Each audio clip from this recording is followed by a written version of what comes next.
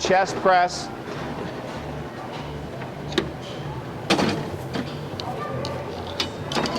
Okay, when you look at what I just told you, the function of the pecs is to move your elbows across your chest. That's what it does. So the chest press was designed so that when a person does the motion, you all know their hands come together. Well, to put them in the perfect position, their hands should come together, all right?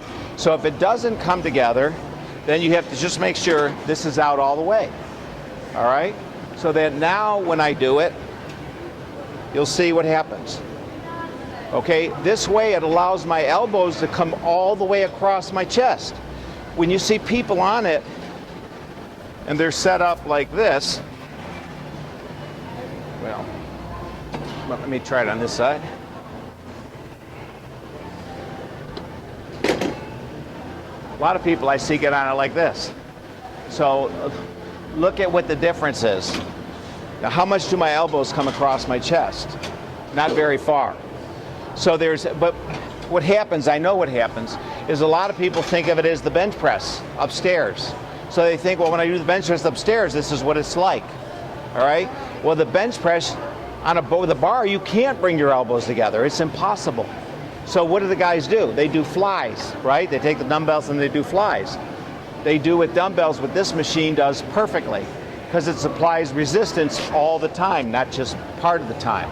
So the goal is to get it so when they get in place,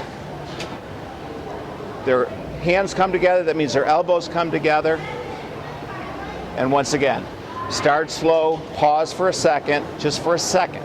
Because out here, you can rest, right? Somebody can lock their elbows out and rest. So on this machine, you do not want them to hold it out here like this. It's literally, you push it out, you bring it together. As soon as you bring it together, you start coming back in again. All right?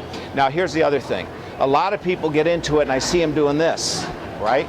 They put their hands in this position. Why?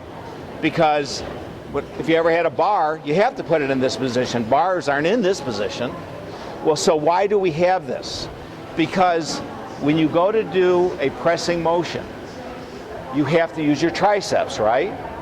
Well, you know, your chest is still bigger as a muscle group than your triceps are.